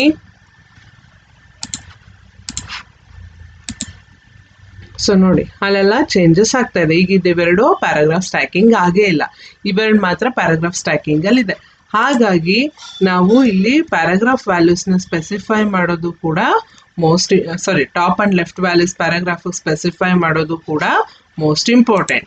ಏಕೆಂದರೆ ಅದು ಸ್ಟ್ಯಾಕಿಂಗಲ್ಲಿ ನೀಟಾಗಿ ಕೂರಬೇಕಾಗಿರೋದು ಮೋಸ್ಟ್ ಇಂಪಾರ್ಟೆಂಟ್ ಆಗಿರೋದ್ರಿಂದ ಈ ರೀತಿ ನಾವು ಟಾಪ್ ಲೆಫ್ಟ್ ವ್ಯಾಲ್ಯೂಸ್ ನಮ್ಗೆ ಎಷ್ಟು ಬೇಕು, ಟಾಪ್ ಅಂದರೆ ನೀವು ಬ್ರೌಸರ್ ವಿಂಡೋನ ಕನ್ಸಿಡರ್ ಮಾಡಿಕೊಂಡ್ರೆ ಟಾಪ್ ಮೇಲಿಂದ ಎಷ್ಟು ವ್ಯಾಲ್ಯೂಸ್ ಅಥವಾ ಎಷ್ಟು ಪಿಕ್ಸೆಲ್ಸ್ ಬೇಕಾಗುತ್ತೆ, ಅದೇ ರೀತಿ ಲೆಫ್ಟ್ ಅಂದಾಗ ಲೆಫ್ಟ್ ಸೈಡಿಂದ ನಮಗೆ ಎಷ್ಟು ಪಿಕ್ಸೆಲ್ಸ್ ಬೇಕು ಅನ್ನೋದನ್ನು ಪ್ರಾಪರಾಗಿ ನೀವು ಇಲ್ಲಿ ನೋಡ್ತಾ ಬೇಕಾದ್ರೆ ಡೈನಾಮಿಕ್ ಆಗಿ ಪ್ರೋಗ್ರಾಮ್ ಮಾಡ್ತಾನೆ ನಿಮ್ಗೆ ಅದನ್ನು ನೆನ್ಪಿಟ್ಕೊಳ್ಳೋಕ್ಕಾಗಿಲ್ಲ ಅಂದರೂ ಕೂಡ ಆ ಟಾಪ್ ಮತ್ತು ಲೆಫ್ಟ್ ವ್ಯಾಲ್ಯೂಸ್ನ ಸ್ಪೆಸಿಫೈ ಮಾಡ್ತಾ ಹೋಗ್ಬೋದು.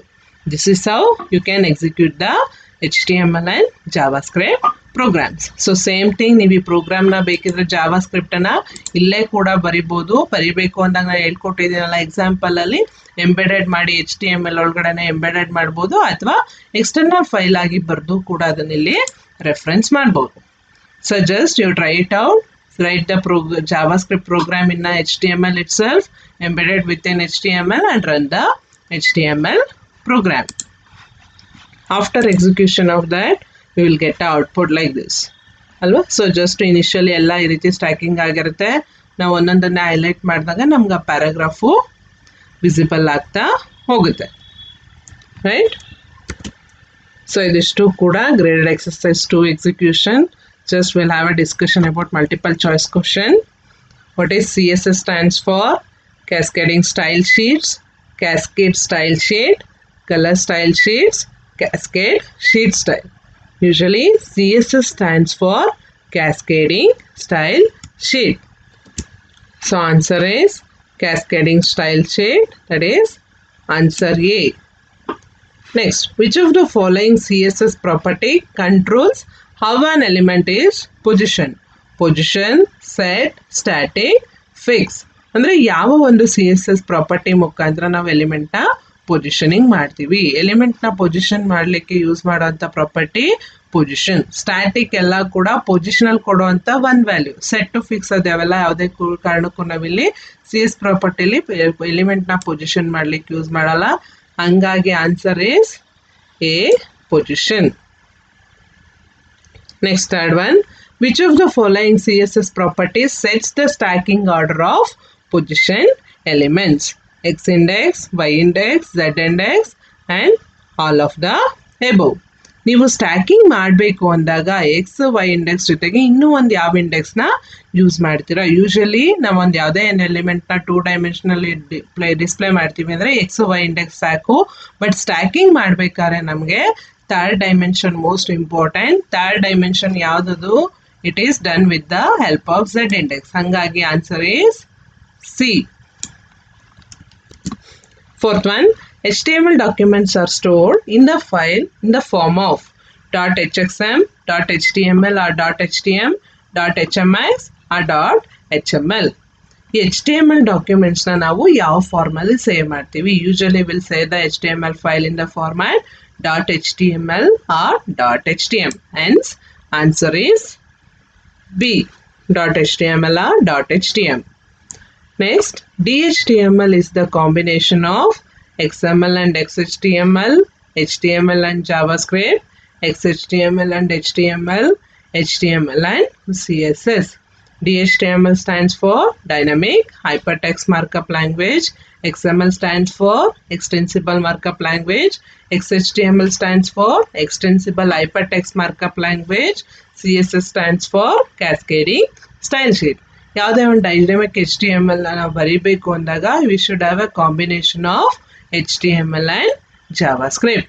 Hence, the answer is B, HTML and JavaScript. DHTML enable a web page to be more interactive, server interactive, client interactive and dynamic.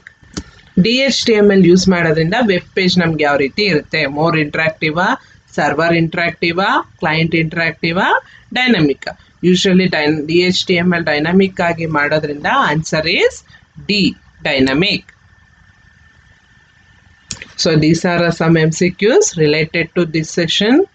In this session, we have learnt about dynamic HTML documents and JavaScript, how to write the JavaScript, how to embed the JavaScripts in HTML, or how to reference the JavaScripts in HTML. We learned all those in this session. We learned how to write the DHTML programs as well as JavaScript programs. And this is the session related to stacking of images. The simple assignment is you can try the same stacking of elements with respect to the images. Thank you, one and all.